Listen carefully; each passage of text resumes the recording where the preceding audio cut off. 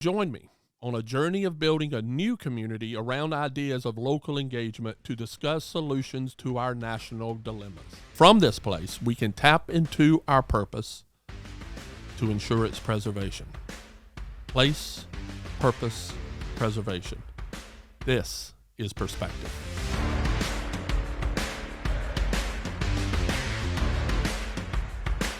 Great-grandmother was born in the 1800s. Showed me a quilt one time she had folded away in the back.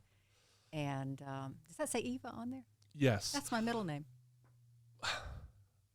There is no coincidences.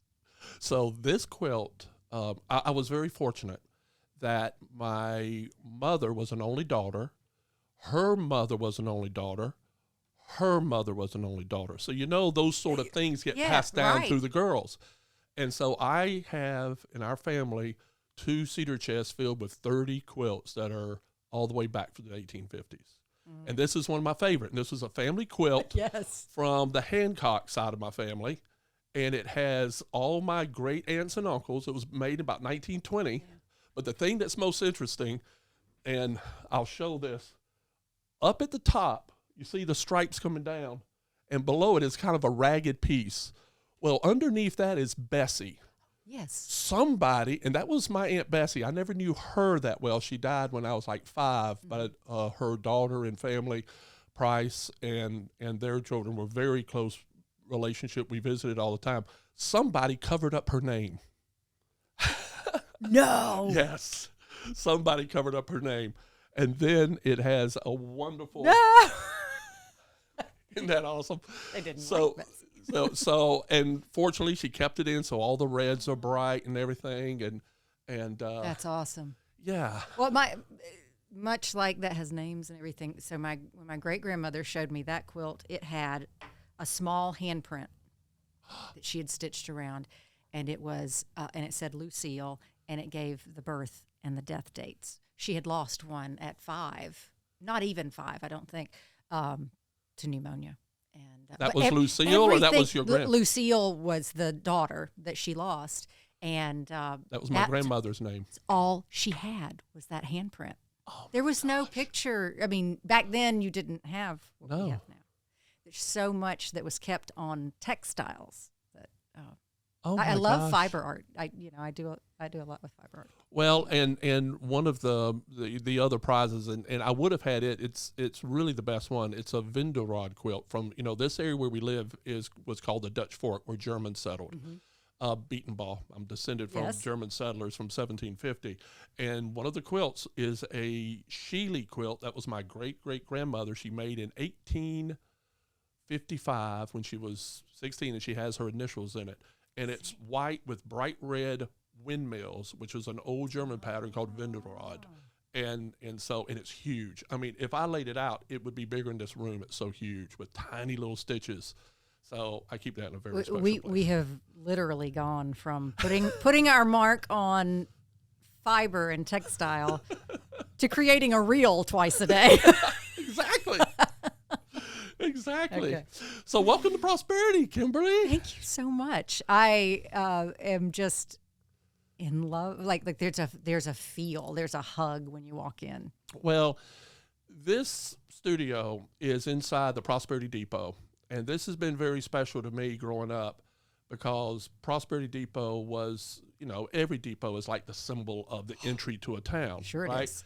And so my dad and uncle had the business next door, and in the 60s and 70s they did seed cleaning, and then it's for farmers. So farmers would come in with their seeds. A lost very few seed cleaners left. So that's what happened, right? In the late 70s, all these old farmers that would bring in their truckload of a couple bags of seed to get them clean to plant, they all went away. And so my dad and uncle. Thank you, industrial farming. Exactly.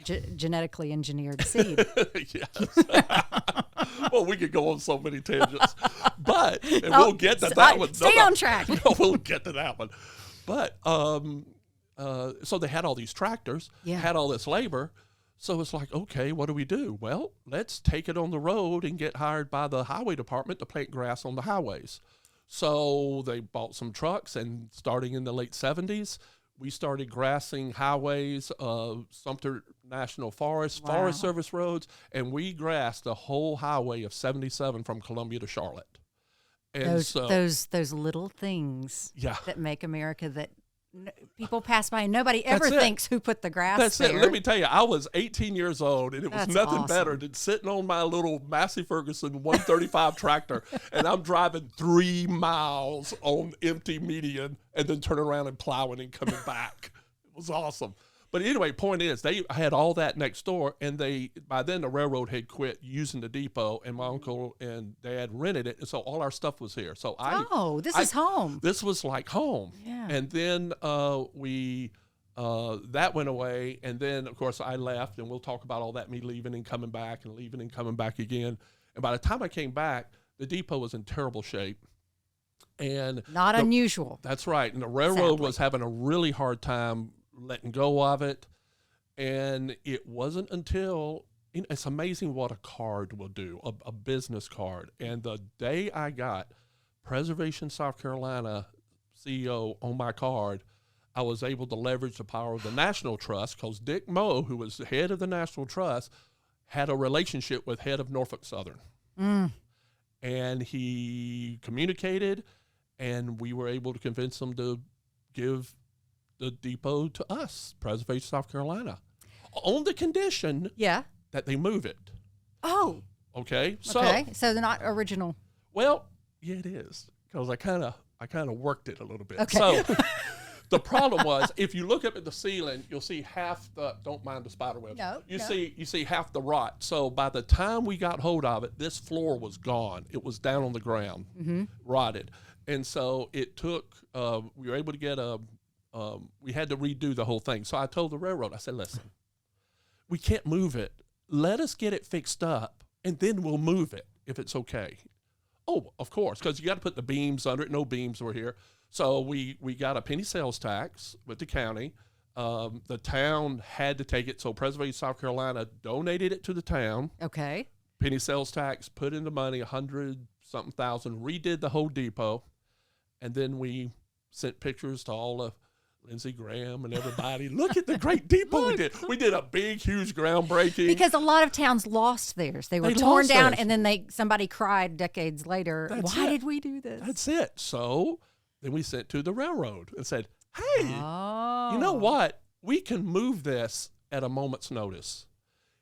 Can we keep it until you have to have it moved? Because their whole issue was the railroads, it's not abandoned, but it's still the right-of-way. They still have it just in case. Right. So the good thing is, because they don't have trains coming through, they didn't have a liability issue with it. So they're like, sure, we'll assess it year to year.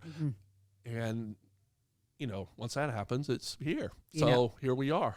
And it's still here. I spent half of my life growing up in rural dirt road railroad house. Because my railroad men go back, so many generations in my family. And so my grandmother still lived in that little section house, and I would climb a big mimosa tree and, and wave at the engineers, and they'd honk, and I love that. So Kimberly Kelly, let's start back at that. Tell me about you growing up. How you grew up in Mississippi?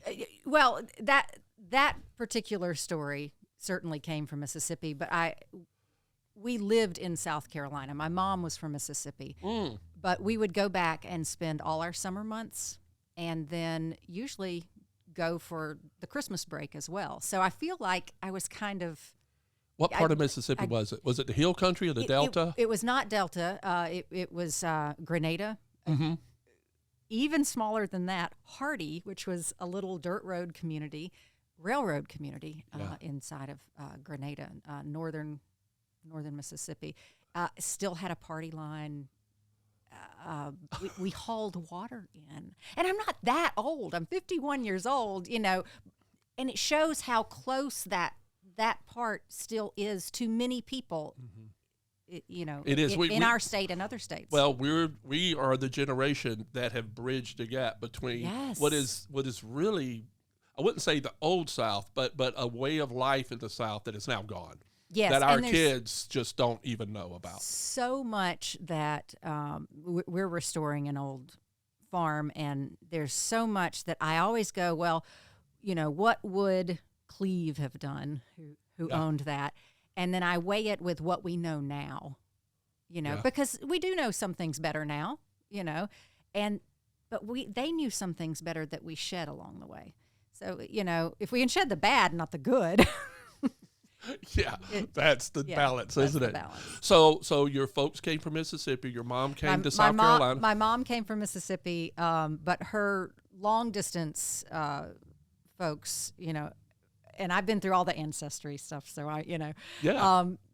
I think that's certainly, I don't know if that's just a Southern thing, but It is. It's in our who DNA. are your people? Yeah. Oh, absolutely. So a guy from France who was the doctor to Lafayette ended up in South Carolina, and they ended up going to Mississippi. And by just coincidence, my mom ended up moving back to South Carolina decades and decades, centuries later. And So what town? Where did you grow up here? I grew up in Greenville. In Greenville? Yeah, and then moved into Pickens County, and I've moved progressively throughout my life, closer and closer, deeper into the mountains. And so, Gosh, I know your place now is just such a wonderful if I could climb, embrace. Talk if about I could an climb embrace. in the, yeah, it is. We're in a valley, in a holler, as you'd say. So the house is literally in the cleavage of two mountains. So Yeah, right there next to a waterfall. Yeah. So, what got you into media? Where did you end up? Because that's how we first met. Yes, and I didn't start out to go into media, though I think as a child I was always interested in it. I went to school as a theater major. I wanted to be fiscally challenged the rest of my life, and I stumbled into media. Radio in particular, and I spent a decade in doing morning radio, and I loved it because it was still that communication, and it was music, and I loved music. And when radio's pie started getting separated with all of your, back then satellite radio and CDs, those two things were new, and the pie was splitting, and I knew it was time to look for something different. I could see friends losing jobs here and there, and so I created a local show, and acting like Johnny Cash walking into Sun Records, I walked into this cable channel and said, "Hey, I've got an idea for a show." Nobody does that. That does not work. But I was young and naive enough to do it. And you know what the guy said? What? It's on paper. We've been talking about this for years, and nobody put it on paper. So what was that? And that was Charter Communications, and I was hired to put together a show that went around to the different towns in the state of South Carolina and focus on them.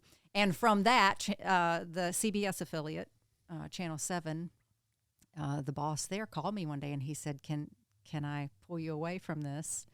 We'd like you to do a show for us." So that was what television? That was television, the one where you went around. Yeah. And what was that? So what that was your cable, Charter Cable. Charter Cable. Yep. Okay. And then later I did another cable syndicate with Northland Cable called For Sale by Water.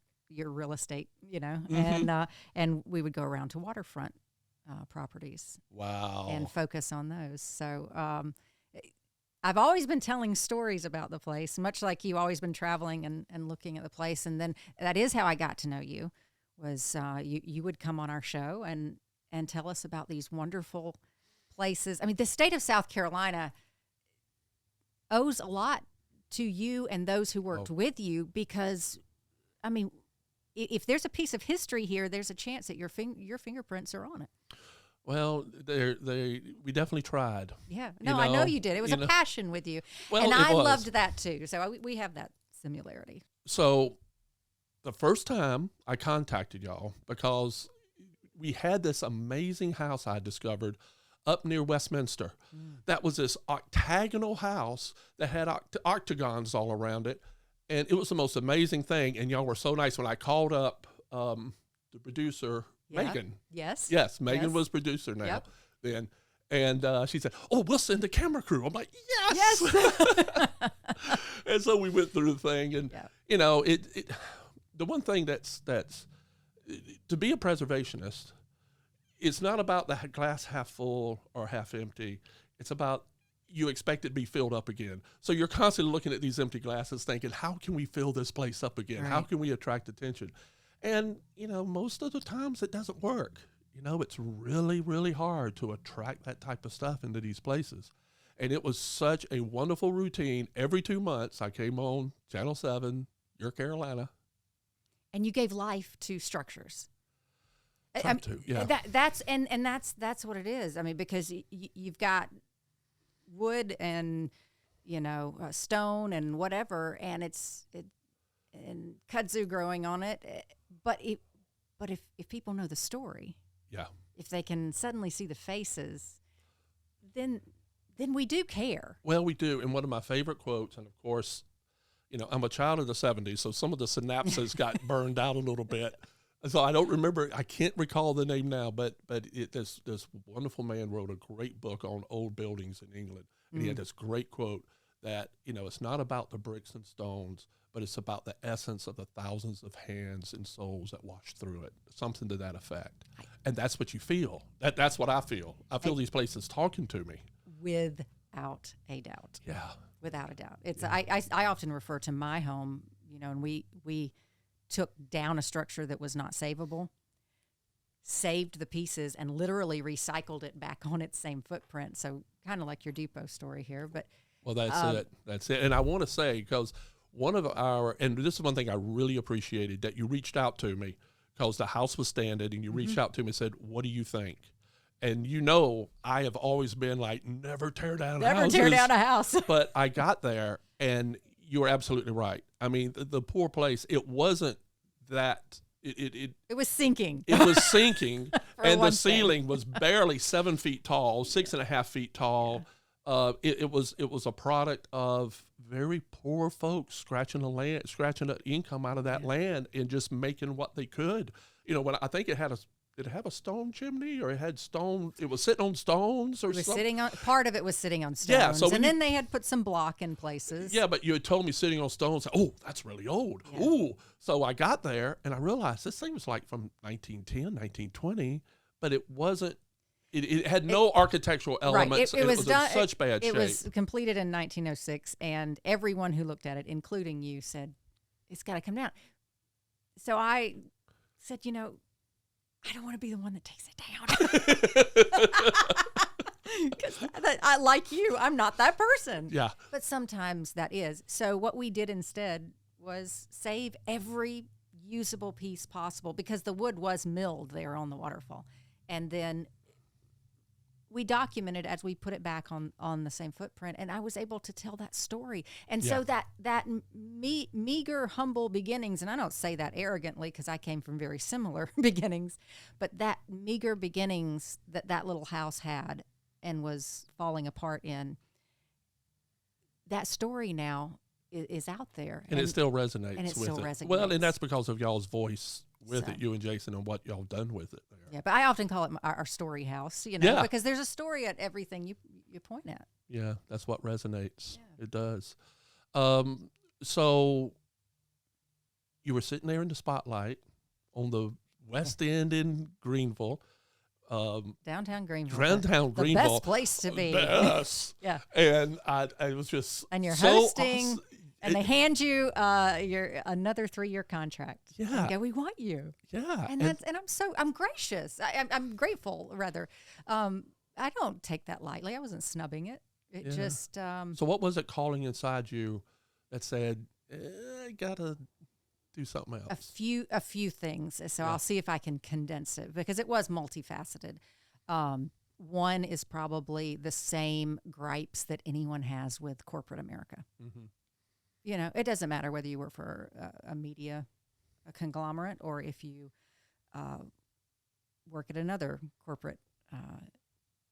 entity. Yeah. So those things were eating at me, of course. And in media, you give your life. You have to be at this event, that event. I mean, there is no downtime. And 3 more years of that just meant anything I wanted to do was 3 more years in the future. I was passionate about things that I knew I was feeling guilt of talking about it, but I wasn't doing it. I remember you passed me a note after one of our interviews and said, I want you to call me about something. Yeah. And I called you, and y'all were looking at another place up in North Carolina somewhere. Yeah. And I'm like, oh, this is going to be interesting. Yes. Yeah, I could see a little window into your heart. I knew that if preserving history was a part of it, that's wonderful. It was the plus. But what was eating at me was our food system, our soil, our water table, our everything. It's one thing to say be sustainable, but if you've already used up what the gift God gave you, we passed sustainability exits ago. Now we're regenerating. Now we're regenerating so that we can sustain. So, where we are, I'm literally building soil. I'm building water tables. I'm regenerating, a regenerative farmer. You're putting loving intention back into the soil so it can reap and come back to you. Yeah, we've been working for years, and I guess your place will be the first place that I really say it. But we've been working for years on about when it's fully done, 2.5 acre forest garden. So, tell me about that. So a forest garden is not, I'm going to go plant my tomatoes in the forest, right. Because they won't get sunlight and, the bears will eat it and that won't work. But it is rather constructing a perennial food system that also has some spaces for annual growing as well. But you're basically mimicking a forest setting. So you have an upper canopy of fruit trees. You have a lower canopy of maybe berry bushes, vines, and you've got some lower things, pollinator things. So is this indigenous, like mushrooms, everything. things like that, ginger? You're literally creating an ecosystem, but an edible ecosystem. So how have you seen the scalability of that for y'all? Is that enough that you could scale for yourself, or is it I've got over 100, a bed of over 100 asparagus plants. Wow. And wild strawberries. I don't mean your lawn ones that taste like water. Yeah. I mean real, they're smaller than your grocery store berries, but the taste is like gazillion times better. I've always been told those in the lawn were wild strawberries. No, it's just another thing. No, I mean if that's what you called them, that's fine. They're they are, but they're not the real wild strawberry. Yeah. So and their companion planting together, and the strawberry is helping, to keep some shade to it and to keep the moisture in there. But I sit there and I look at that perennial bed of asparagus, and I think I will be long gone from this earth. 40 years from now, somebody's eating that asparagus. Yeah, I mean, that's the one thing about asparagus. It's such an amazing plant that takes so long. But so is sunchoke. We added sunchoke. Now, what is sunchoke? A Jerusalem artichoke. Oh, yeah, yes, okay. Yes. And so, that's something that will multiply and always be there. And actually, you pointed out in an old picture that was originally growing there. So we were. Oh, they were growing around the house. Yes, they that's love right. planting them right there around the house, and Jerusalem, because they could grab them easily for a and it's potato. the root, right? Yeah. It's the root of it. Is it like a rhizome? Is that what it is? It's. I assume that it is. Yes. I went to school for theater, not biology, but I do grow an awful lot of stuff. Really good. Anybody that has an idea, put in the comments. Let us know. And our climate is changing, so it's not only So you're testing things that we're testing something that they tested in North Carolina as well. That's tropical. Yeah. Can we grow taro? Yes, we can grow taro. It's very interesting to see the changes and and we have to adapt to them. Adaptation Yeah. to the changes is all we can do, and some of them are hard because we've always had these South Carolina up and down weather streaks, but now they're extreme weather streaks. Yeah. So, I got some hoop houses, some smaller ones, and we'll put it on the annual things. It's adaptation. It's the best you can do. So in the concept, because I have the same, and we've talked about this on my farm. I wanted to try to raise, and I'm traveling so much, I just can't focus on it like I want to so bad. I want to be able to have all the chickens or whatever I need right there. I just haven't been able to yet. But I've thought about this and how important it is, and it's so nice to see roadside stands grow up outside of people's farms. You see more and more of those, the agricultural stands where people can sell their own stuff. Yes, there is a resurgence to it. There's is. a resurgence to homesteading for sure, and that's fine, But our small, and if you go to the big farmers markets in the big towns, you go, oh, we've got all this abundance. It's the rural towns and the small farmers markets that when you enlist and you say, hey, can you sign up for something? People sign up, but it might be crafts. Yeah. There's nothing wrong with crafts. I do a bunch of them. It might be, woodworking or needlepoint, or not the percentage of craft or product as opposed to grown food in our rural communities is sad. Well, that's sad. We need more growers. Don't be fooled by the big markets. Well, we need more. That really came home with me when I lived in New York. And, in New York, the corner grocery store, some of the freshest fruit I've ever had in my life with the most diversity right there on this corner store right there at 32nd Street. And yet I come home and I eat in a restaurant where everything comes out of a can. Yeah. And when I moved from New York and came back, it was shocking. My first wife was from California and New York and everything, and it was shocking to her when she came back. It's like, where's all the fresh food? What? You have farmland out here. That's right. Why don't we have? I just had this conversation with someone. Why is it in our and I won't have the full answer. I'll give you my immediate thought on it. But why is it in our rural areas where people grew up with? Now you got to go back a few generations. For some people, used to grow their own food. Yeah. All of a sudden we are a few generations of, I believe, economics affected that. And when you're hurting, whether it was the farm went bad or I had to take a job an hour out and I'm driving and I'm working all the time, so I can't grow food. I think economics took some of that away from us. I think, and I hate to use poverty, but in some cases, poverty took that away. And it was cheaper to get crap in a can than it was.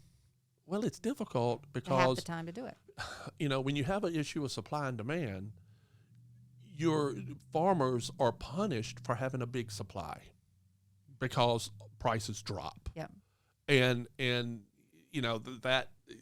it's one of the biggest conundrums, and it goes into what type of social planning do you need to put into place so people can say, well, you can grow this much. And they did it with the tobacco industry with the tobacco allotments to keep the price stable. Right. But for folks growing corn, how can you make money off your excess if everybody's growing to excess and there's no market for it? Yeah. Yeah. It's a difficult balance for sure, but it's also not feeling like one farmer has to grow for the whole country. Right. We got in that industrial food, bigger is better kind of thing, and it's about economy of scale and what they think. then we hit a hiccup, whether that's health or Viruses. National security. No matter what happens, and we see how fragile that system is. Whereas if we had had more of a local food system, really strong local food system, that supply chain wouldn't have been as big a deal. Yeah. I think about it every time. When we were growing up, to go out to eat was kind of a special thing. Oh, yeah. You know, mom cooked or whatever. There was always food at the table. Going out to eat was a birthday or a Christmas or something other. Yes. And now everybody goes out to eat. I mean, it almost feeds into the fact that you have to have an industrial system just to have 20 different types of fried chicken at every 5 exits on a freeway. I mean, but that's where the consumption is coming from, because that's what people are demanding. That's what they're used to. Life is not black and white, and it's not 1 and 2, and it's not us and them. Yeah. It is so complicated, Yeah. and you know, people not being connected to their food, you know, means that I've got to get a good job. You know, as it stands right now, I have to get a good job, and I'm going to pay a gym membership. But I got to have that good job, so I can pay for that gym membership. And, I want to eat organic food, so I really got to have a good job, and I'll work little extra hours. So I work really hard to work out in a gym to buy healthy food. I see where you're going. Or I back it all up and dust it all off and go, wait a minute. I'll work really hard on my land, if you're fortunate enough to have it. And I work really hard on my land. I'll make that food. Yeah. Well, I'll make a little extra for my neighbors. Well, I can tell you, just there's so many studies and so many different things. Whenever people have like a conversation like this, the first thing many people react to is, oh, well, it's easy when you got 20 acres or 30 acres like we're fortunate enough to have. But it is amazing what can be grown in a 50 by 50 place, in a 50 by 50 spot. And it is amazing what you can grow with that. A simple, in this day and age, a simple Google to see what people have turned, you know, grow food, not lawns, you know. So, well, and that it's been done. It's been documented. You can look at it. It is. It's possible. It is. One of the things that hits home with me, especially with preservation in old places, is the pressure of development on our landscape. So we just had that. We just had a big go around in county council in Pickens County because tell me about it. Scenic Highway 11. Yes. Which is the Cherokee Foothills Highway, and it was designated by the state of South Carolina to be that scenic. Meant to bring in tourism. Now, depending on which county you go through, and I'll probably step on some toes, but some counties aren't quite as scenic as other counties. And the counties that are scenic, and I'm going to talk about Pickens because I live in Pickens, that particular part of it is in danger. Like you can literally see the encroachment coming in. So it was debated, do we put in what kind of regulations? And you say the word regulation and immediately people don't want to hear it. But at the same time, it's not you or your neighbor maybe that's going to strip the land, but example, a company came in from another town, bought 1,200 acres and stripped it right down to the red clay. To do what? Housing? To do nothing right now. Sold off the wood. It's sitting there. I do believe it was housing until COVID hit, but then that was scratched evidently and nothing. And it sits there, just collecting scars and running into Greenville's drinking water, Pickens drinking water. That's a watershed up there. So that's the biggest challenge I had up there. One of the last things we worked on in when I was with Preservation South Carolina was on 25 outside of Greenville. A developer come in and bought up a parcel, and it had 2 beautiful historic homes on it, and it was all old farm. And because of the modern economic pressures on families and the whole corporate system and everything, it puts people on a track of, I could only retire and live if I sell off everything I have. Right. Right. And couple that with a corporation from out of state that has tons of money, some of it funded with Japanese investment, targets those places and comes in and plops stuff. So this group had come and bought this place, and Greenville Group had stood up and said, no, we don't want this gone. And they talked about the comprehensive plan. Yeah. that said 25 is to be a view shed and everything. Mm-hmm. And so the planning commission used that to say, no, you can't tear this stuff down. You need to come up with another thing. So I sat down with the guys and I said, here, we can, you could develop all this back here. I forget how many lots it was, but it was 1/4 acre lots, each one having a septic tank is what they were putting in. Each one. Oof. Yes. And so, but where the old houses were, I'm like, you could just make 2 lots there and you could make more and redo the houses. And so we were in negotiations with that. And I went to go meet with them at their office. And their office was just a regular little modern office. It wasn't any construction. Mm-hmm. They were just people exchanging and brokering. And I walked in, and I bet it was 30 maps of similar projects all around. Just about to say. Greenville. And I just sat there, and all I could think is, what type of parasitic structure is this that is coming in, a lot of it with foreign investment, grabbing up all this farmland that is a potential farmland ring around Greenville to help, and just developing it with houses that we all know in one generation will be substandard. Yeah. And that's the bigger picture. The complication of trying to sit here and get people to do this is one thing, but if we totally eat up and destroy the opportunity for people to do it on, yeah, we're committing we're like the frog in the boiling water. We're slowly committing our ability to feed ourselves. Right. Locally. Yeah. So it's going on all over the state. I know. It is. But I can certainly attest to it in the upstate of South Carolina. Yeah, anybody that's in the upstate, upcountry. And doesn't mean I want restrictions. I've got a farm. I don't want people telling me what to do. I don't grow hemp because I don't want them coming on my farm. And, Hey, dude. Yeah, let's pick some leaves. I understand wanting freedom, and that's the thing with so many issues. And it's one reason I'm really glad you're doing this particular show is coming from. And I don't want to say media. We have a bad habit in this country of saying the media. Mm-hmm. There is no one the media. Okay, there are a bunch of different companies, and so we need to get out of that. Yeah. And the other thing is, most of what's being produced out there today feeds off of anger. Yeah, us versus them. Yeah, and not us and them. But us versus them. Yeah. And so then we have to seek out something that makes our anger feel justified and because it's an addiction. It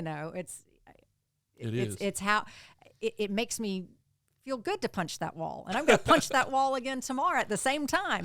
So when in fact we've all forgotten we have more in common than we do different. Yeah. Well, the thing about the concept of freedom and people concerned of regulatory issues. So how that has, to me, in seeing it and being here in a rural community, when I was growing up, people had a sense of responsibility to their neighbors. Okay. you perfect example. My grandparents lived on Elm Street right here in Prosperity. Yes. And it wasn't a nightmare. It was awesome. My grandmother and grandfather lived in one middle house. Their next door neighbor was the Barneses. They're same age. Next door neighbor was the Counts. And we, like most of these towns, you have a railroad track, a road, and all the houses along the road facing the railroad track. Well, the grass between the road and the railroad track that was out in front, we all took turns mowing it. Oh. Okay? Yeah. So Daddy Eck, I called my grandfather Daddy Eck. I said, Daddy Eck would say, Mike, it's our turn. So I'd get to ride and mow out there, and I'd mow all in front of the 3 houses. You mean y'all didn't all show up at city council and say, so-and-so's not mowing the grass? Exactly. I mean, so my responsibility. So that was my life before as a child. Then I came back, and I was on town council here later, and I never will forget how people were fussing about the mowing not being done. And I said, what the hell's wrong with you? Get out of your mower and mow it. But that's the town's job. Aren't you part of the town? Well, it's we don't live in that. We don't live, and so what happens is the folks that do have a sense of awareness of importance of protecting other people's property, because that's part of all of this, is if I help you take care of yours, then my place will be taken care of, and there's a financial value to that. And so what happens then is the representative government. I hate when people say government like it's some alien that just showed up. It's an offshoot of us. That's right. You know, but everybody wants the people. People. Yeah. And so it is a collective system that if it's not taken care of, somebody has to come in and say, property values are going to go down if you allow anybody to put anything they want next to you, right? You know, but we still have a frontier ethos among many people in the country that, well, you know, my ancestors were able to go out in the woods and chop down and build a log cabin. I'm like, yeah, well, but then they couldn't put in a mining operation next to you, poison the water, and destroy your property value. That's right. So how do we figure that out on the big picture? Yeah, because we're not talking about log cabins anymore. No, and we're not we're talking about industrial facilities with and people living waste within and people living within 20 feet of each other, and whatever you do will affect the neighbor. And now that I'm in real estate, I mean, I understood this with historic buildings and trying to sell them, but you know, location, and really about what's your neighbor and what's going on across the street is going to affect your value. And we have to figure out a way to have a conversation and acceptance that there's responsibility. And the thing that goes back to that person. With all freedom. There is responsibility. Yeah, tend to forget that. But that is, that goes back to this company that I went into. The owner got really angry that we were involved. Another thing happened that killed what he was trying to do, and he just shut down all discussion, and he himself hired a backhoe to go and just destroy the oldest house on the place. And I have it. I'll pull up pictures. It took a backhoe and just crunched it without anything. And I sat there. I'll show you. Yeah. It's like, dude, you were showing yourself to be a parasite that it has nothing to do with the living organism you're sucking the income off of. Yeah. You know, the income of the place. We live in a society, and not that everything in our past society was good, because it wasn't. It was full of flaws. Yeah. But the responsibility part was certainly a highlight of past years, and not having that regulatory. If we called it responsibility instead of regulatory, you know, maybe they would take the medicine, you know. Well, and that's the case, and that, you're right. Well, that's the whole balance of responsibility, of just engaging, not isolating yourself away from it, being angry at people, but engaging in the conversation. Say, where is the limit, and have a because this is not about if Joe down the road wants to do such and such to his property, he can do it. No, this is about if such and such LLC and such LLC from across the water wants to do something with thousands of acres. Well, and this ties into what I dealt with historic preservation, because historic preservation is get the brunt of that anger, because those groups tend to come into a town and say, we want to leave it like it is. Mm-hmm. And one of the ways I was kind of outside that conversation was I saw the administrative technocracy in anything that happens. And when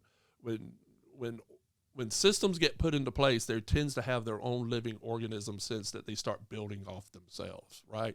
And that tends to happen in communities where you have several people who love historic preservation. They put an overlay on, and they start telling people what to do with their houses. And that's always a balance. They're going to tell you what color you can paint. Exactly. That's the line you hear. That's the line. And the thing is, they're correct on a lot of levels. So here's a point of this that I had. So we were, I was asked to come up to Seneca. I had been on preservation South Carolina for Palmetto Trust at the time. Oconee County. Up there in Oconee County, and a bunch of folks in Seneca said, we'd love to have you come and speak. I'm like, well, of course. Yes. Okay. Oh, they want me to talk. So I went up there, you know, and I put on my little tie, and I stood out there. The place was packed. And I'm like, oh, wow. I'm important. Look at this. So I get up there and start doing my song and dance and showing stuff. Silent. Nobody laughing at my jokes. Nothing. I'm like, this is a little room. So anyway, yeah. So anyway, I'm sitting there, and after I ended, is there any questions? Dead silence. In the front row, there was these 3 ladies. And one raised their hand. What do you feel about aluminum siding? And, oh my gosh. And I sat there and I realized what had happened. Because I heard, and for some reason, I'm an idiot because I just wasn't even, and I'd heard little hints of this, and I realized in the moment what it was, that their overlay wouldn't allow aluminum siding, yet there was only one person in the community redoing any houses. He was investing in houses in the old mill part of the village, and he was using aluminum siding because it's the most economical thing. And they were stopping him from doing the investment in this in this place that really needed reinvestment. Right. And I told him, I said, well, I can tell you this. I have never gone to a home that had aluminum siding on it, and when I took it off, there was ever any damage to the house. It was perfectly fine. Yeah. Well, they never invited me back because I didn't tell them what they wanted to hear. At least those ladies in the front that were the vanguards of perfection. But sometimes you can, if you're holding out for perfection, you'll never get married. If you're holding out for perfection, you're going to be unemployed. That's if right. If you're holding out for perfection, you're not. The history is going to disintegrate in front of you. It is, and that's one of the challenges in the preservation community, because so many folks get into this idealistic sense of what perfect preservation is, and it just doesn't work that way. These places are living places that have to be allowed to change, to adopt. Some of our most interesting places that I've ever saved had 5 or 6 different generational looks from 1790. In fact, a perfect one I think I probably talked about on the show, the Lindler House in Irmo, where it was an old log cabin that we found. We had to move it for a Walmart being moved. But that house, we documented 5 different changes where it was a log cabin, a second floor, another addition, up until 1925. This thing had all these changes. Yeah. And when I was talking about getting it on the National Register, they're trying to tell me the period of significance and what could be done then. And I'm like, well, let's look at it this way. If I come in to this place in 1900 before this 3rd and 4th rendition was done that now is relevant, and said I wanted to do it, and it was under an easement by the National Trust to do it, could I do it? I say, no. I say, well, so we have to let these places live, at the same time balancing historic fabric and all of that. And that was always it my puts talk. us, we are a part of the history. We are. I mean, it's like, man, civilization wants to think that nature is over here and we're over here instead of we're all part of it. And it's the same thing with history. Yeah. History's over here and we're over here, and keep it, not, history is living. It is. And it has to reflect the living thing. I mean, one of the things I used to get so upset about is historic old windows being torn out, because some of the best woodwork that existed in a community was these beautiful, delicate historic windows. And it just has got to the point where sometimes where you can, but sometimes you just can't let that stop a house or building from being redone. You just Otherwise, can't. you lose the whole thing. Otherwise, you lose the whole thing. Yeah. And you know what? In 50 years, that will reflect a part of its history, and it will be historically relevant, and it will get on the National Register then because, this is reflective of a 1990 aluminum window industry and reflected the industry. And and everybody will be going to thrift stores looking for old vinyl siding to replace it with. And the thing is, that's what developers knew. Yeah. Whenever I talk with developers who got angry at the historic preservation perfectionists, that was trying to stop and guide something, they would, they sit there and go, really? I mean, they saw that little conundrum. That is such a, take that little microcosm and blow it up, because that's everything. That's everything. That's our government. That's it's everything. It is. And so in saying this, I don't want all my old friends to think I've given up on all of that, but it is a balance, and where it can, it should. But you can't sacrifice the whole body of something and try to think we could freeze it underneath a glass when it's got to live and breathe and enjoy it. And that's a debate actually that was going nationally with the Secretary of Interior standards that kind of set those guidelines and how to interpret those. That's a thing we're always fighting with. But yeah. No, I think that's not only a practical but a natural way to look at it. It is. Yeah. It is. So this is our first show. Congratulations. Thank you. I said it longer earlier, but I'm going to say it shorter this time. I appreciate you doing this because I feel like it is a bringing together. I hope so. I was driving here from the mountains of South Carolina to Prosperity, and you have a lot of time to think on 26. Mm-hmm. And I thought, what is? I look forward to this because it's not. It's not, a political, diverse this or that. It really is a bringing together. Well, what I'm hoping to do here, well, first, when I started this, I'd been wanting to do this for a while, and we've talked about it. I want to start trying to do this, and I formed something called MAP Media, and MAP Media. I use the word MAP Media because one, I just love places. And maps are where you get to know where you're going, where you're from. And I've always been a map person. When I was in the Navy, I was a quartermaster, which in the Navy deals with GPS for everybody else. Yes, I know. I love maps too. I'm right there with you. Well, but there is a younger generation that has never had to unfold one to get somewhere. It's just like the old books and the maps, and so it's about MAP Media being about trying to find ways to highlight points that we know and connect new ways to get to different places by knowing who we are, where we are. And that was the whole thing about place, purpose, preservation. That is the theme of this, is about place.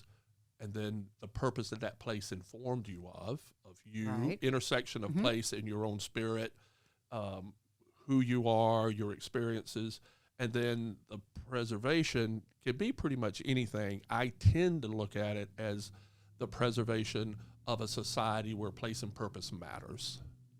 Yeah. And whatever that society is, it's just how place and purpose, indigenous place and purpose can matter. And each one of those places has a different perspective. Yeah, they do. And one of my favorite parables is the parable of the elephant. It's in Southern Asia, and it's different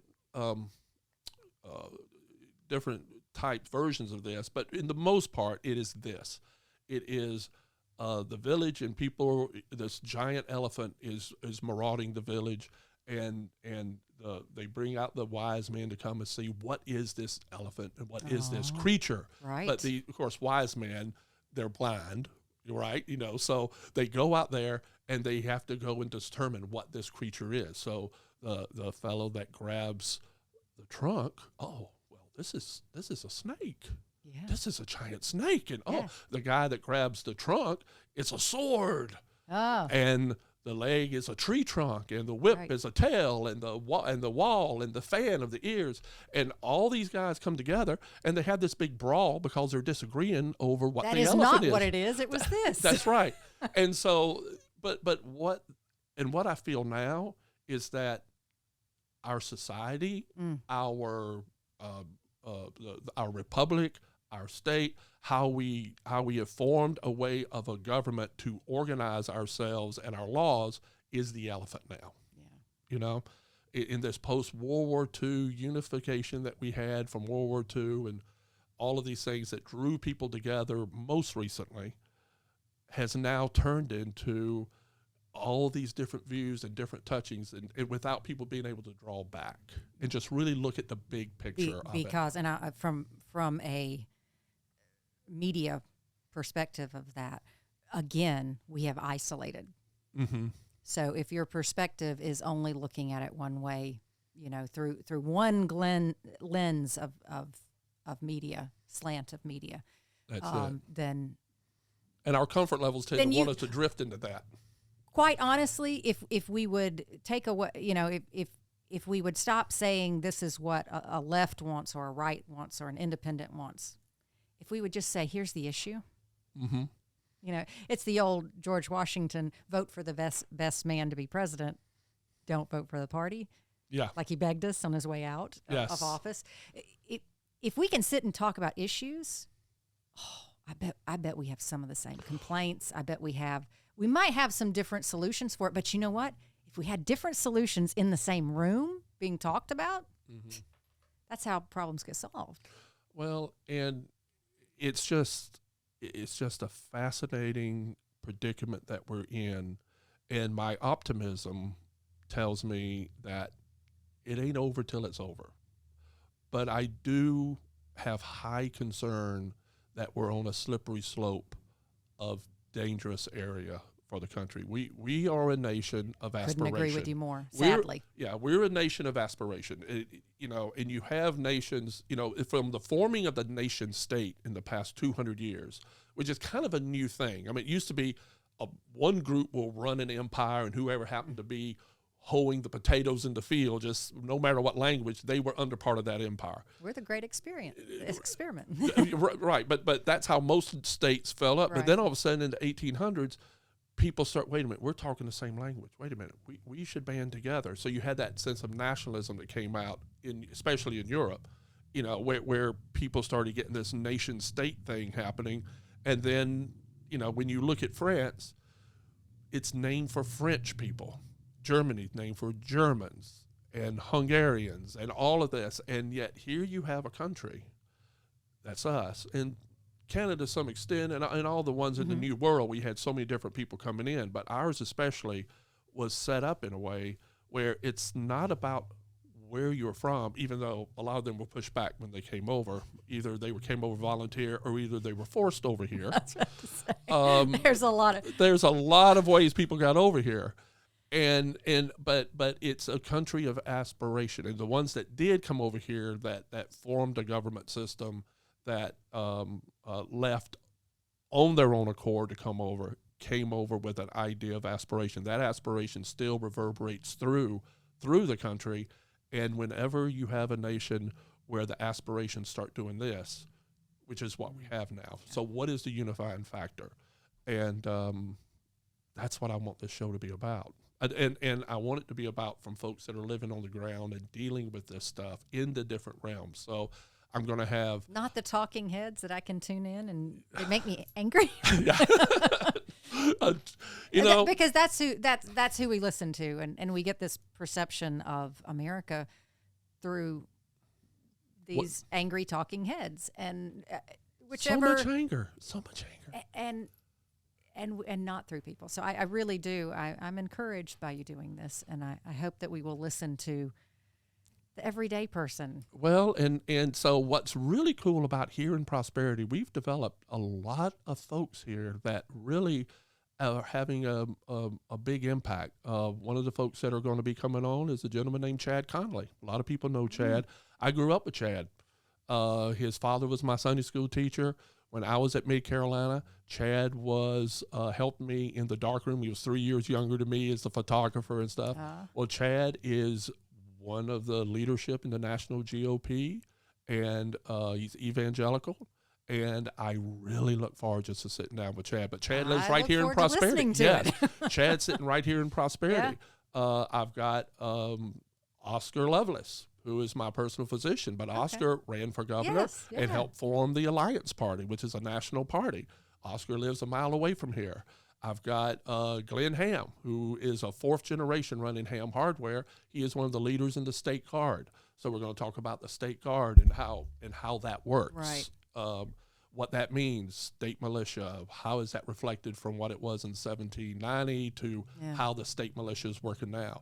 So just to talk about how all this impact is around, it's a lot of things going on here in Prosperity. There is a lot. There is.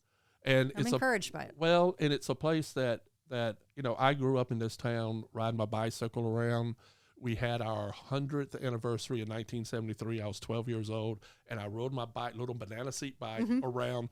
I called it tinfoil. It's a whole different meaning nowadays. I know it is.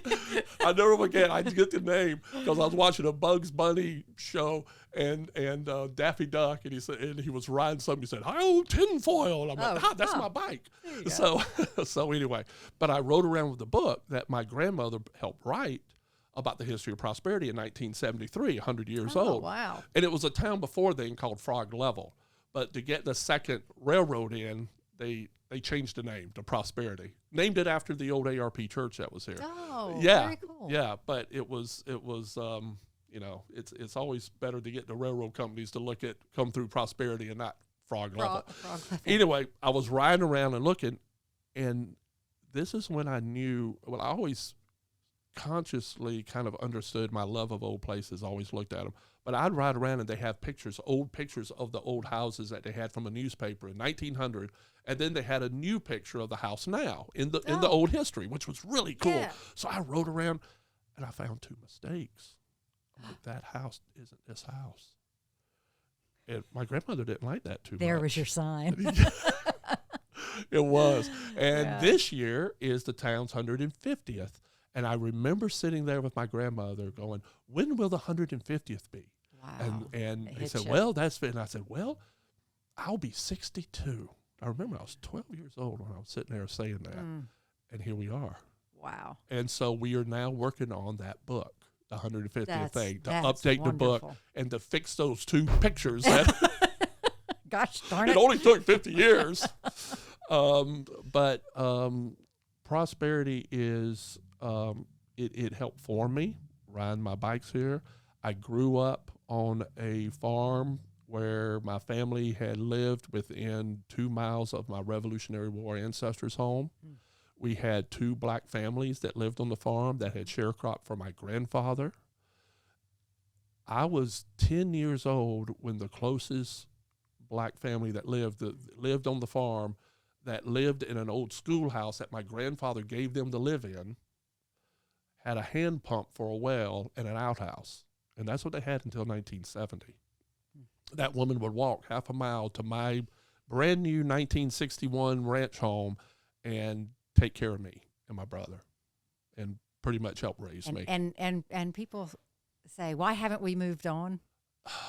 I mean, because it's so close you can touch it. It's so close you can touch it. And I just can always remember, going over there and just to think this little, and I was a privileged white kid growing up, part of an oligarchical family here that was leaders in the community, and here I was going over to Florence's house and just let me pump your water for you. Yeah. Because I thought it was just so cool. Yeah. Bless her heart. And I remember walking around the yard because I loved going and chasing the chickens. I didn't have chickens, so I chased her chickens. And, oh, gosh. And so I said, Florence. And I heard, baby, I'm over here. She opened up the outhouse, sitting in the outhouse. And there she is, baby, I'm over here. Come over here. Yeah. And so in 1970. Perspective. Yeah. And to see that. And I lost my grandfather to cancer in 1939. Never knew him. And he was older. He was born in the 1880s. He was in his 40s when my dad was born in 1926. And so he was a lot older. My grandmother was born in 1880. She was up there. But I did have her for a while that I was able to go up and visit with her and know her. And her and his home is the one I live in now. I restored that, okay. and I lived that, and that's the farm. But bless her heart, she hated old things. She hated them. Everything that got old and useless, she tore it down. So that my house is a 1926 home, but my grandfather my great-grandfather bought the farm. My grandfather built a 1926 home on what was a plantation area that had a bunch of old antebellum outbuildings. And he moved the old house across the road and had the Hare family, another black family, living in it. And they built a new house. And every time one of the old buildings, so none of those antebellum buildings are left. Grandma, during the war, she got rid of the old windmill, everything. Wow. My dad, bless his heart, hid the old farm bell because he knew she was going to sell it. And I got that old farm. Dad said, I know where the farm bell is. I hid it behind the barn. You got no DNA from her, by the way. No. None. None. Bless her heart. She would ride down the road and see these houses, the Victorian houses. Mm-hmm. And that was the era that she grew up in, knowing when those houses were new, right? And she just, that old ticky-tacky bric-a-brac, you know. And her house was a Craftsman, which was like the reaction to that. Yeah. But anyway, that growing up in that. Seeing different perspectives brings you around. I know. And I feel confident knowing you will have all those perspectives on here. Well. And hearing from them. Well, because when we open our minds to the thought of other people's perspectives, or, you know, as To Kill a Mockingbird, for the places that haven't banned it, to step in their shoes and walk around a little bit. Well, it gets even closer than that, because I've discovered something. What's that? Well, it is the first time I'm going to talk about this to everybody. I'm sharing this with you. My grandfather had several sharecropper families living on the farm. And my dad had told me of an instance where he and a young girl, a black girl living on the farm, actually had sexual relations when he was 10 years old, this young girl. And he told me that several years ago. So I always knew that and kept that secret. He said, not even Mama knows that. Nobody knows that. And he put that burden on me to keep that secret. He said the girl was 16 and he was 10. And so, and this is my dad, David Beatonbaugh, and he told me about this. So fast forward, I'm on Ancestry. And I dig into the DNA. And here comes an African-American person popping up that's a second cousin. Look at there. And I went to Dad. I said, Dad, why is this person my second cousin? And he goes, so Daddy got another girl pregnant? So, oh no. What appeared to have happened was one of the families, that girl, and I'm still trying to find out, and the family's trying to find out, but supposedly, and what Dad thought was, she had gotten pregnant and left and lived with cousins up north to have a baby. It was done. It was done. And she sent away. And sent away. And we still haven't gotten to the bottom if that person is around. But you have family there that you haven't potentially met. And so I'm sitting here then thinking of and Dad shared this with me 2 weeks before he died. He's laying in bed with hospice. And then he tells me how he was in the kitchen and he was going to go check his rabbit boxes. He was an outdoor guy. He hunted. Yeah. And my grandmother said, have go with you. And I realized she knew she was getting Eva out of the house with Dad. Oh, wow. She must have. Yeah. Why else would she tell this young girl? So what this young girl was doing was getting back at my granddaddy with my dad. I think. There's a lot of stuff going on here. Oh, you'd never know, for sure. Yeah. And so that's part of what we are as South Carolinians, and how we've had two different cultures and people that have existed, and how we dealt with these sort of things. And my perspective and your perspective is not someone else's. I can go. We have the luxury of going on Ancestry and going back how many spaces. Oh, whereas some of our other brothers and sisters in South Carolina do not have that privilege to do that. They can't. And I try and keep that perspective that, that's not something afforded everyone. Well, it's not.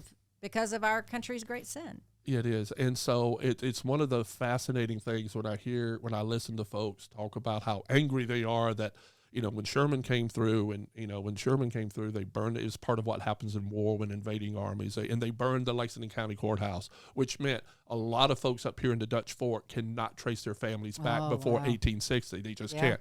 And it's one of the big things they love talking about. And it's like, well, you know what? Who else has a problem? That's right. You're not alone. You're not alone. It's not because they were burned. It's because they're listed next to the cattle as a first name, and that's all it is. And it's gone. And it's a wall of not knowing who they are. Yep. So one of the issues when you talk about place is then it comes in the South, the element of know your place. And it's a tool it's a bludgeon to say know your place instead of the place that heals, a place to restrict. Yeah. And that came home to me really quickly when I was working with Robin Waits in Historic Columbia, which does an amazing job. Anybody that goes into Columbia needs to go to the museums. They're wonderful. And Robin and John Shearer do an amazing job, and their whole staff. But that's my plug for them. But they we were working, it was an element, part of Jim Crow was a growth of an area that would be a mercantile area where the black residents could go during Jim Crow and shop and everything. That was their section. Well, that created communities where people had memories of that. And they were usually, after Jim Crow was over and integration, those were usually the areas, because most of the buildings were substandard compared to zoning and building codes and all that. That's where stuff usually got demolished first, right? So in this section, there was this one house left across from one of the churches in what used to be the black section of town. This one house left, and it was built 1850s, and we were making this big thing about we got to save it. So we were bringing in people in the community that had grown up there, and we were making all these speeches, and here we were, me and Robin, and all the white folks in town that just love preservation, and look how important this is. And this one lone black gentleman stood up, and his perspective was different, wasn't it? What makes you think we want to remember this mess? Chills. Yeah. Chills. Yeah. And it's like, oh my God. Yeah. I understand. I understand also the need to save it. Bless him for saying that. The courage to say that in that setting is huge, and then it becomes the weight that we have to carry and explain to one another who don't think before they speak, and or haven't had the opportunity to have different perspectives around them. We have a lot. We do. It's our responsibility to take that on and talk to. Well, it is. It is. And remember our history, embrace it for what it was, and share it and talk about it. When I left, I had to drop out of college. I did the thing I was supposed to do going to college. I'm going to go to college like I was supposed to. I got there and I realized I was not ready for college. And in the middle of the night, I left. What was really interesting was I dropped out in February of 1980. And then and people were looking at me like I was a pariah when I come home. And here's David and Linda's son. They weren't kind of surprised at me. They kind of knew me. Well, that's Mike. Boyd graduated. My brother graduated Clemson. And I wanted to go to Clemson, but I didn't make it. So I went to Anderson instead so I could drive to 20 minutes to party at Clemson. Oh, look at you. That's why. But anyway, I dropped out of there because I knew that was not the right inspiration. And so I knew I had to figure out who I was. And I sat there and first I was going to get on a bike. I just read a National Geographic thing where a guy had gotten on a bike and ridden all across the country and wrote a story in National Geographic. Yeah. So I'm like, yes, I got a Schwinn Traveler. And I told my dad, I'm like, I am going to get on the Schwinn and I'm going to go west. And I'll stop at gas stations and I'll sweep the floor and I'll eat a moon pie and I'll keep going. It was that old, what is that archetype tug of young men having to go out. The Maasai had to kill the lion. And I didn't know all that then, but now looking back, that's what I was trying to figure out, who I am as Sure. a man and a young man. And I told my dad, and I was so proud. He just started bawling. Oh, son, don't do that. Bless his heart. Thank God, because he knew me. I wouldn't have lasted. I would have been. I don't want to have to drive 3 states away to pick you up and bring you back. No, to find your body in the Mississippi River somewhere. no. I mean, I would not have done well on that. And thank God they stopped. But so anyway, he said, just give me 1 year. Give me 1 year. And I worked with him on the road. We worked on 77. And we worked on all this stuff. And that's what I did. So the year came up. I said, Dad, it's been a year. Yeah, well, what are you going to do? I said, well, I'm joining the Navy. Oh, son, don't do that. I'm like, what do you mean? You were in the Army? Yeah, I mean, he kept telling me all these stories about how and this was in World War II when he went, right? So he keeps telling me we'd eat at California Dreaming in Columbia, how every time we eat, he'd tell the story of how he was on the dock going in the train with all the young men, and he could see my mama was bawling her eyes out, and I was so happy. I'm like, don't you remember the story? You're bawling your eyes out now. I got to go. And so I did. I joined. I got at the boot camp and went through all of those trials and tribulations of, it's so funny. The first, they literally strip you down and recreate you, right? So I'm sitting here with all these other men in nothing but my underwear and scared, and I'm having to tag all my stuff. They give you a stencil and a marker and all your clothing items. You have to Get your name on it. Yeah, well, what's my name? Beaton Ball. Everybody else was Jones, Smith. Oh, my God, I caught so much hell that day because I was like only. Was there enough room to do it? No, and the cloth stretches and Beaton Ball. Yeah, it was. I feel your pain. Growing up, I had a long first name and a long last name. Yeah, it was not good. But anyway, I'm sitting there and like, oh my God, what have I done? Here I am. I knew I needed to do this. I knew I needed to move on. Here we go. Here's that first week. And I sat reality down. setting. Reality, but I sat down and I opened up they gave you the book, the Blue Jackets Manual, which was the Bible of a Navy recruit. Here's everything you need to know about what your life is. I opened up the book, and what's the first page I turned to? A picture of a brand new nuclear-powered guided missile cruiser, USS South Carolina. Oh. And I'm like, I found home. And I was able to get on it. Yeah. And I was on it for 5 years. That's amazing. Yeah. I dropped out of college. I was a B student, well, D and C in math, much to the chagrin of my math teaching grandmother. I got A in history, whatever, all that stuff. But I wasn't that good a student, not like my brother was. He was a genius in school. I wasn't. I was in that shadow. And so after boot camp in San Diego, I went to A school in Orlando to become a quartermaster.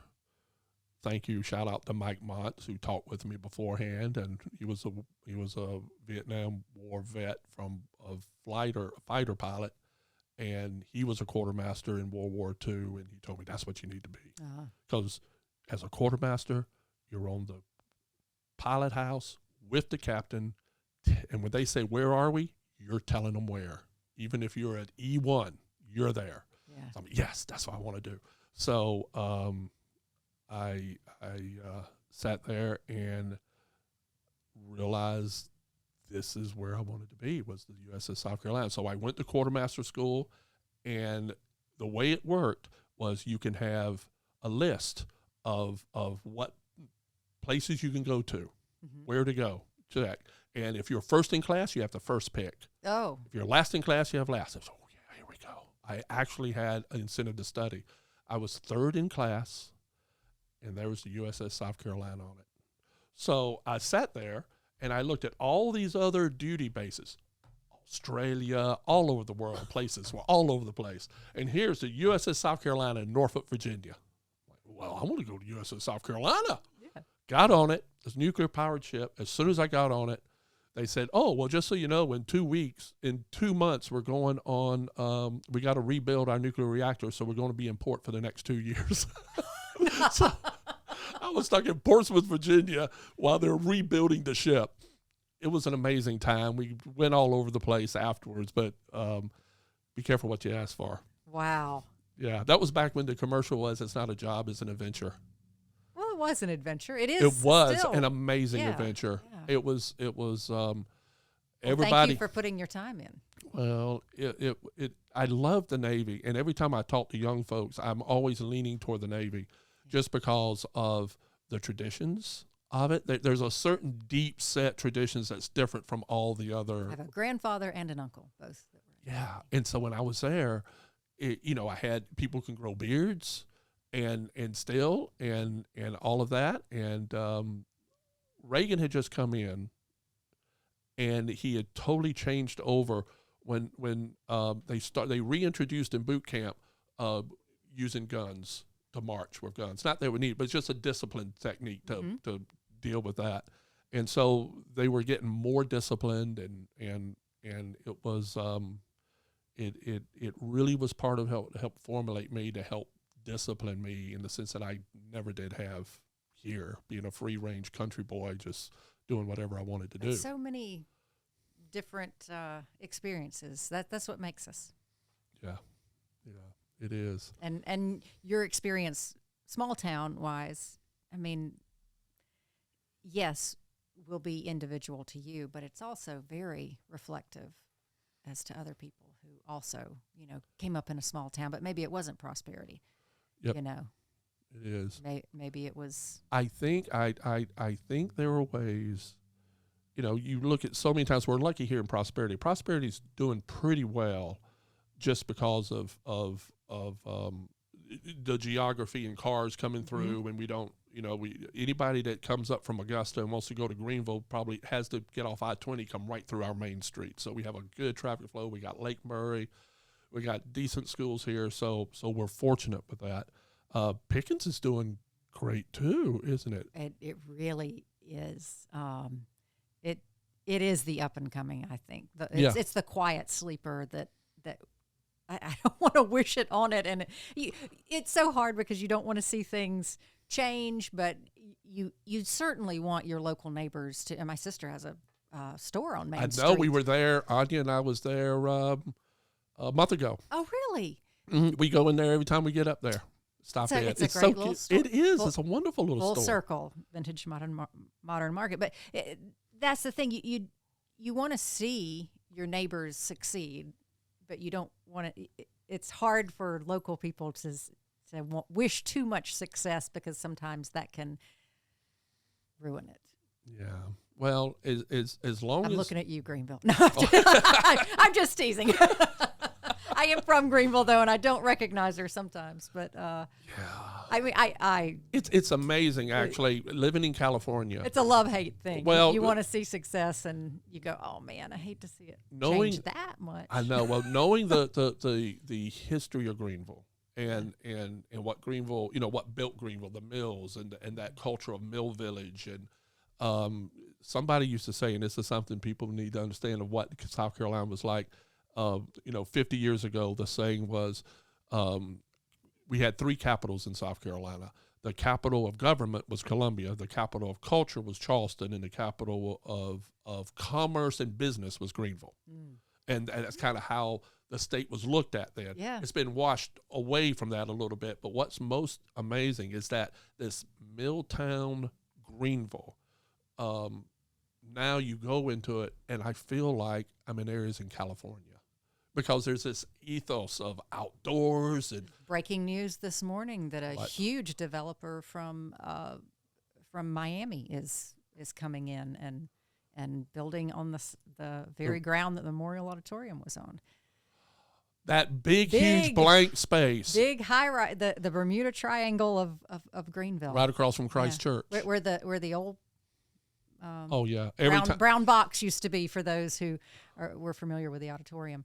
But that's right there. Yeah, at the so there'll be two two high rises there. Yeah, announced this morning. Wow, I tell you, I'm not coming as official business from. I don't work for Greenville, but I did read the news story like everyone else. Well, yeah. It's amazing. We're able to sit here and tell this story of what life was like when we were growing up, and to see this type of commerce and modernity happen, it's just amazing. You know, when I listen to my grandfather, I love listening to him, like, what was life like when you were little? You know, and he talked about seeing the first Stanley steamer.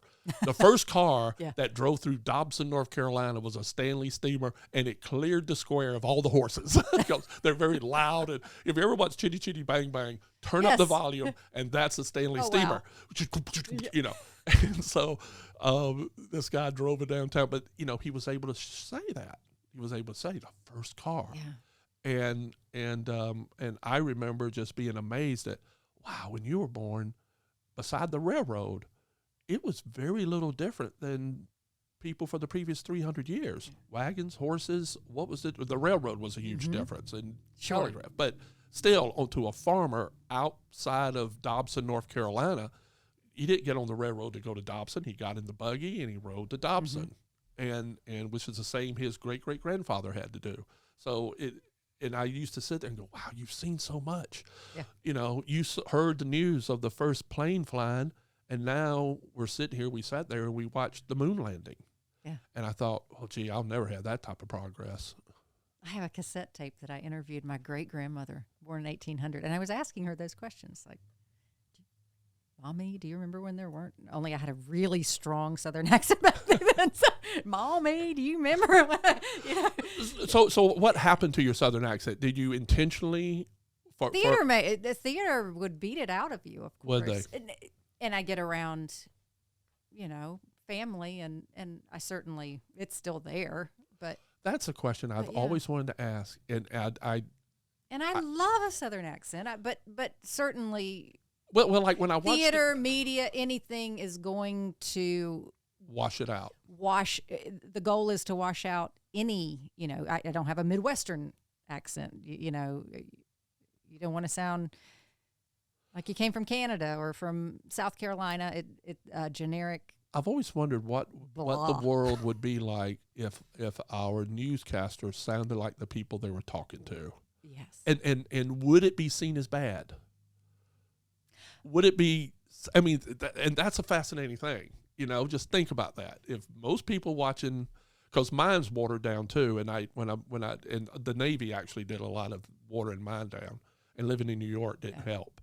But I've always, gee, wouldn't it be nice if our newscasters sounded like the people that were listening? Except they move around, and especially now. I know human beings. And you're going to, I mean, it's bad enough you can have a generic accent, but someone moves in from out of state and they have to pronounce Dacusville and they say Dacusville, and everybody goes, they're not from around here. You know? Oh, that's great. So if you came in with a, you know, thick New York accent, you know, it'd be they're not from around here. Did you ever live anywhere else outside of South Carolina? Did you ever move, go? No, I mean, as a young child, we lived at on the coast for a while. Oh, did you? Yeah. Where? Yeah.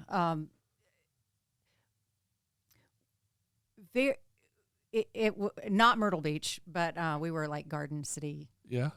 I'll be honest with you. What was the campground? The campground there at Garden City. I can't think of the name of it. Big, huge. It's a monstrous thing. I don't know, because we weren't beach going people, right? But and somebody's out there going, I can't believe she doesn't know the name. Well, if anybody remembers, let us know. Put it in the comments. 51-year-old brain is not working as well as it used to, but so we lived in that campground in a small camp. It was just I was the only child. I'm oldest of 5, but at the time I was just a young child, only child, and my mom would paint beach scenes on River Rock, and River Rock. I live in the mountains now. On Beach Rock. And she'd put it on leather chains, and she would sell it at the arcade that my grandfather owned there at Garden City. Oh, wow. And we lived on the canal in a trailer, like a camper. Yeah. Not even a trailer, a camper, you know. And my grandfather and them lived in, I cannot believe I cannot remember the name of that campground. And they lived in there, and it was so sparsely populated that there was the guy that owned goats in there.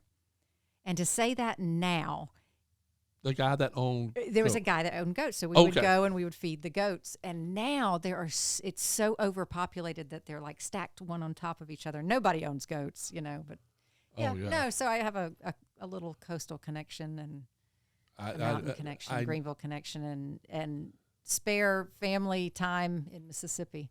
Well, that's awesome. And I've traveled elsewhere, but not lived. No, I'm a homebody. It was the first thing. I'm married to a Canadian. It was the first thing that when he found out like where all I had been, he went, "Oh, we've got to travel. So you haven't been anywhere." Well, what's fascinating with me is I moved away from South Carolina twice, thinking it would be permanent. First I moved away in the Navy, not thinking I'd ever come back. And the only reason I did come back because I got inspired to go to school and came back to USC to take Russian studies because I'm on my ship bobbing around and Russian ships are all around us all the time. And they're the enemy, the Soviet Union. Oh, they're the enemy, communists. Yeah. And I just started reading Russian history and I'm like, wait a minute, I want to know more about these people. That's it. We'll do a whole nother talk because my husband is, Kelly. So he is Irish Canadian on his dad's side and his mom's side is Ukrainian. Oh, Canadian. So you and I could have some interesting. We would. Oh my gosh! In this environment that we are in. Yeah. They actually escaped similar stuff that's going on now, and escaped to Canada around World War II-ish times. And great grandfather went back to get more family and was captured and sent to a Siberian mining camp where he died. It's the trajectory of 1,000 years of history. That these people are riding on this trajectory and they just are stuck. When I was over there for a summer and lived with people in their homes. It was called American Soviet Homestays. And I went over there thinking I was going to be part and witness the revolution. I knew Gorbachev was going to be overthrown. I knew he was. It always happens. It's like, okay, when he takes a trip to Crimea, they're going to lock him up in the Crimea. I missed it by 1 year. They did it in 91. I was there, not 80, 90. I was there in 90. And I was even going to write for the state paper. I'd already written articles in the state paper. I was going to be the state paper's guy to tell from the front lines. So anyway, I was over there, and I was sitting down with some folks, and we'd have dinner with friends of my hosts. I had 4 hosts that I lived with them, and they fed me. They did everything. We went out. And this one guy looked at me and said, you Americans, you think history is a ladder that you climb and you get higher and you move up. No, we Russians know history is a wheel and it just keeps rolling down on top of us all. It is. That's sad. Well, but they are. It is replaying a lot of. It is, and and I'm fortunate. I have contacts over there, and I'm in touch with them now. Friends of mine.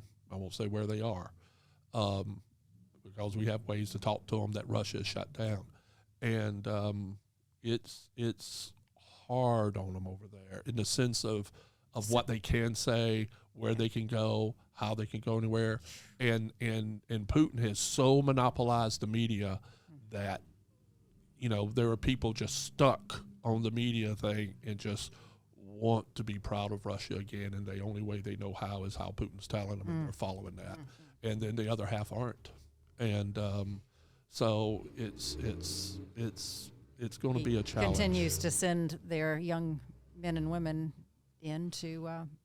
I'm waiting. It's not a hope because it's cruel to sit here and live in the life we are and project something over there on what other people have to experience. But knowing Russian history, it usually doesn't do well for the tyrants when they arm. And he is. when they arm young men that end up becoming fodder for their machine. Which they are. That usually doesn't end well. Yeah. It didn't end well in the 1905 revolution. It didn't end well in 1917. So it's a play that's happening that's not written yet. And I'm keeping in touch with my Russian friends just to see that I stay with. But it is very much a reminiscent wheel, cyclical. Yes, it is. What's going on? It is. Kimberly, this is awesome. We've talked about a million things. Yes, we did. We've gone all around the world, not just the state.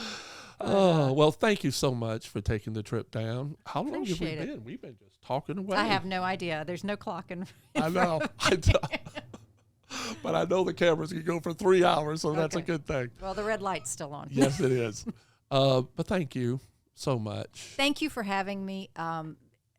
Godspeed in all this, because as you know, we touched on some different things, and I know you'll get more in depth on all those things. There are so many